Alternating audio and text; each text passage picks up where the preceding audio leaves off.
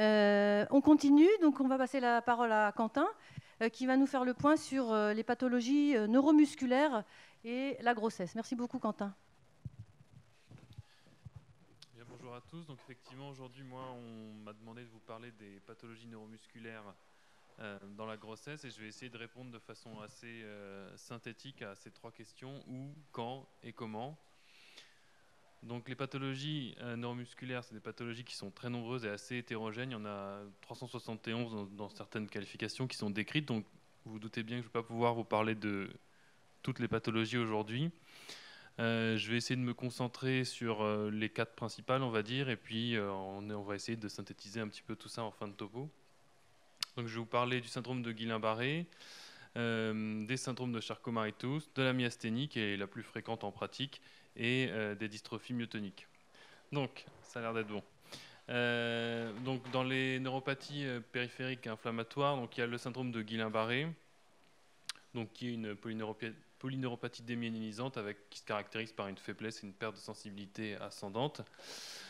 Et donc en pratique, la grossesse n'a pas d'impact sur la maladie et vice-versa. Il y a de très rares cas d'atteinte fœtale qui sont décrites, mais qui sont relativement exceptionnelles. L'accouchement voix basse est à privilégier, comme on le verra dans quasiment toutes les pathologies neuromusculaires. Et il n'y a pas d'atteinte de la contractilité utérine, avec de fait, à cause de la faiblesse musculaire, des efforts expulsifs qui peuvent être limités, avec donc potentiellement des indications de césarienne pour échec de voix basse. La place de l'ALR, donc c'est la seule pathologie neuromusculaire où elle est discutée et où les articles ne sont pas forcément tous d'accord entre eux, c'est-à-dire qu'il y en a qui recommandent d'éviter de principe les phases de poussée, et en tout cas c'est systématiquement à réaliser après un examen neurologique complet et précautionneux. En anesthésie générale, il faut éviter de principe la cellocurine à cause du risque d'hyperkaliémie, et il faut bien penser à la prévention thrombo-oblique veineuse chez des patientes qui bougent assez peu. Sur la prise en charge péri-salle de naissance, on va dire, donc il y a l'examen neurologique qui est à faire régulièrement, avec mettre en évidence l'étendue de l'atteinte, avec notamment le risque d'atteinte diaphragmatique ou de trouble de la déglutition qui peut nous intéresser quand on passe au bloc opératoire. C'est des patientes qui sont à prendre en charge dans des maternités de niveau 3, parce que je parlais de rares atteintes néonatales, et avec une structure de soins intensifs adultes sur place, ce qui n'est pas le cas de toutes les maternités de niveau 3, donc c'est quelque chose qu'il faut avoir en tête. Pour le syndrome de Charcot-Marie-Tooth, donc c'est une maladie qui cette fois est génétique, qui se caractérise également par un déficit sensitivo-moteur plutôt distal et une amyotrophie. C'est un traitement qui est tout à fait symptomatique, il n'y a pas de traitement spécifique à adapter pendant la grossesse.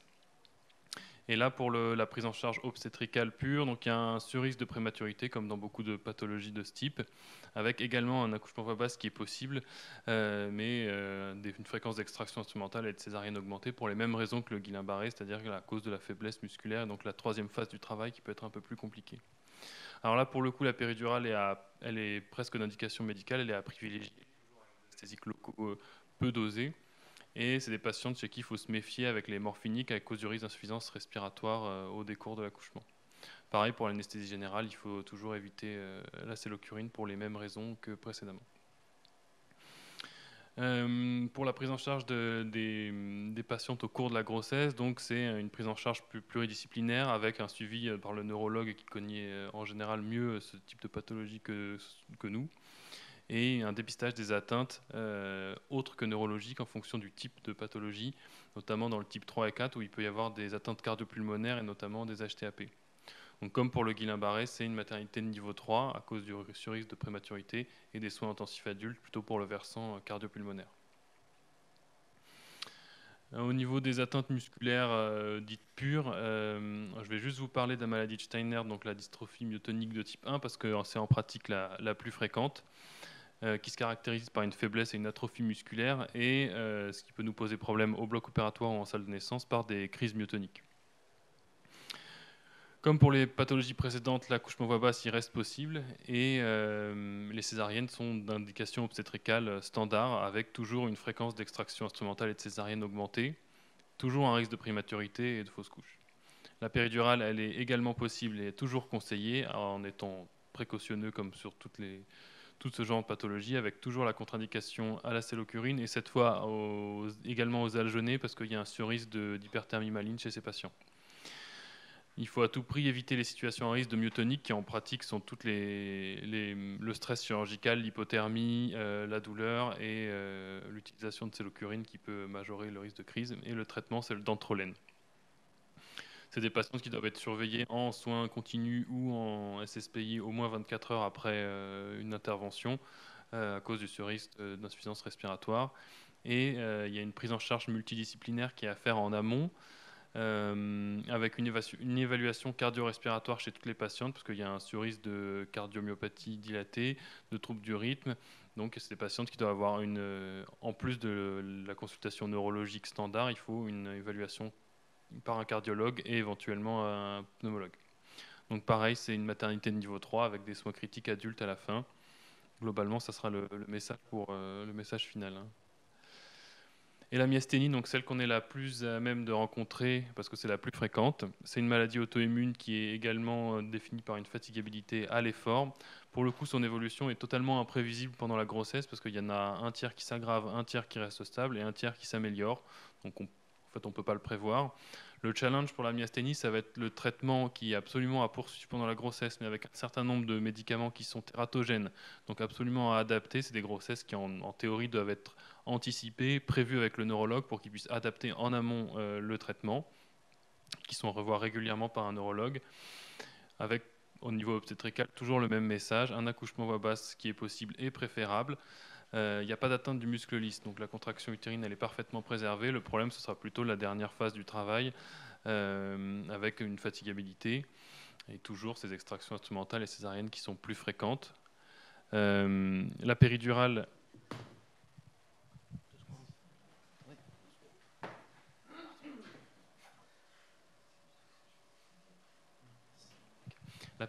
elle est à poser de façon précoce et elle est recommandée. C'est une indication médicale, donc il faut en parler de façon un peu plus conséquente avec les patientes en consultation d'anesthésie. Et là, il faut privilégier les aminoamides dans la classe d'anesthésiques locaux parce qu'il y a un risque d'hydrolyse un peu plus lente chez les esters. Alors en pratique, tous les anesthésiques locaux qu'on utilise en salle de naissance sont des aminoamides. Ça pose assez peu de problématiques. Il faut réévaluer les patientes de façon régulière avec le score myasthénique pour être sûr qu'il n'y ait pas une dégradation rapide. Et au bloc opératoire, en cas d'anesthésie générale, toujours les mêmes messages. Éviter la cellocurine parce qu'il y a une décurarisation qui peut être imprévisible et une curarisation qui peut être résiduelle. Donc c'est un monitorage important. Toujours privilégier des opioïdes de courte durée à cause du risque d'insuffisance respiratoire. Toujours le même message. Et la prudence, elle est plutôt à avoir en postpartum parce qu'il y a 50% des patientes qui, pour le coup, décompensent en postpartum. Là où il faut faire très attention, donc c'est la prise en charge qui est pluridisciplinaire, ça j'en ai déjà parlé, mais surtout il y a un certain nombre de médicaments qui sont contre-indiqués. Et donc il faut faire attention, j'en ai mis 3 parce que c'est ceux qui nous intéressent le plus en salle de naissance, mais il y en a une longue liste. C'est le sulfate de magnésium, les bêta-bloquants et les aminosides, donc ça il faut y faire très attention. Et l'accouchement doit se faire dans une maternité de niveau 3 parce qu'il y a un risque de myasthénie néonatale par passage d'immunoglobuline en transplacentaire et toujours des soins intensifs adultes pour le risque d'insuffisance respiratoire. Donc, pour résumer, parce qu'au final, le message il est assez simple, c'est le même pour quasiment toutes les pathologies. Alors, je ne vous ai pas parlé des 371, mais globalement, ce qui ressort dans toutes les études, les case reports, c'est à peu près ça, c'est-à-dire maternité de niveau 3, il y a quasiment tout le temps un surrisque néonatal. Éventuellement, on peut discuter au cas par cas avec le neurologue, les obstétriciens, les pédiatres. Par contre, ce qui ressort, c'est toujours une structure de soins intensifs adultes. C'est des patientes qui sont fragiles, notamment sur le plan respiratoire, parfois cardiaques avec les atteintes cardio-pulmonaires. Quand globalement il n'y a pas d'indication obstétricale ou anesthésique à déclencher les patients de façon précoce, en tout cas pas de façon systématique. La seule chose, c'est éventuellement la mauvaise tolérance de la grossesse, notamment sur le plan respiratoire, s'il y a une atteinte musculaire qui est étendue. Et donc le message, c'est la péridurale qui est à privilégier. Attention en cas d'anesthésie générale, éviter les halogénés et la cellocurine. Et donc, si anesthésie générale, il faut privilégier le mode évoque et maintenant le couple rocuronium-sugammadex. Merci. Merci beaucoup, Quentin. C'était vraiment résumé 371 pathologies C'était pas facile. avec les petits dysfonctionnements. C'était pas facile. Merci. J'espère que ça vous a apporté des informations. En tout cas, ce que je trouve plutôt rassurant, c'est que les messages sont les mêmes pour tous, quasiment. Quasiment. Alors, j'ai pas fait. Oui. Il y a peut-être des maladies de niche que je n'ai pas vues, mais en tout cas, pour les plus fréquentes et toutes celles qui ressortent dans les différentes études, les messages sont quasiment identiques. D'accord. Et vous avez des questions, les autres experts? Sur les 3 médicaments très contre-indiqués, là, c'est le sulfate de magnésium, les aminosides et les bêta-bloquants. Et c'est des trucs, quand on en a besoin, on en a vraiment besoin, en fait.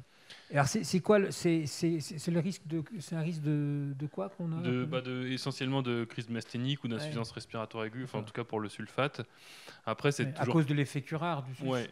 C'est ça. Après, c'est toujours pareil, c'est des contre-indications qui sont absolues pour le patient lambda parce qu'il n'est pas mais dans des situations de soins critiques, en réanimation, c'est la balance bénéfice-risque, c'est toujours pareil. Si vraiment on en a besoin, il faut le faire, mais en ayant en tête qu'il peut y avoir derrière l'insuffisance respiratoire. Donc une myasthénie qui fait une éclampsie, on la traite avec du sulfate de magnésium, mais on s'attend à avoir plus de chances d'avoir un intubé derrière. Ça, exactement. Parce que finalement, voilà. Il faut l'anticiper. On ne contre-indique pas le sulfate de magnésium parce qu'il est magnésique. C'est ça. Il faut peut-être de traiter une éclampsie, c'est une chose. De prévenir une complication neuro-néonatale, c'en est peut-être une autre. Là, la balance bénéfice-risque n'est peut-être pas la même. Mais sur le traitement de l'éclampsie, je suis d'accord. Il faut juste être prêt à l'intuber. Par contre, sur un traitement préventif, peut-être que ça se discute différemment. Oui, c'est pour ça qu'il faut l'avoir en tête et l'adapter en fait au cas par cas. D'accord. Et même question que pour Agnès, est-ce qu'il faut les voir plus tôt qu'à 34 semaines? Moi, je dis, qu'en penses-tu? Pour le coup, il y a beaucoup de, il y a une fréquence plus élevée de naissances prématurées. Donc, je pense que ça peut valoir le coup parce que il vaut mieux les avoir vus un peu plus tôt que ne pas les avoir vus du tout et se retrouver avec une patiente myasthénique qui n'a pas été vue, qui n'a pas été évaluée, optimisée avant l'accouchement. Ouais, je pense qu'on est tous d'accord. Hein. Ouais. Et aussi peut-être une petite note pour une petite pensée pour les Steinert. Puisque ne pas oublier ce que tu as dit, ce qui est très important, les pathologies cardiaques associées, parce que c'est vrai qu'on a tendance un peu à passer... En fait, c'est ça qui les tue potentiellement. Oui, c'est plus ça qui peut être pourvoyeur d'urgence que la maladie en elle-même. Au final, c'est de la gestion anesthésico-obstétricale classique, quoi, mais c'est les troubles du rythme qui peuvent nous... D'accord. Alors, j'ai une question d'Anne Daniel, qui n'a rien à voir avec le thème, mais on va quand même la poser. Anesthésie chez une femme qui a été opérée d'un spina bifida. Elle a été opérée à la naissance et ils ont prévu une césarienne sous anesthésie générale, je pense en lien avec cette chirurgie du rachis. Qu'est-ce que vous en pensez les uns les autres? Est-ce qu'on peut faire une ALR en pratique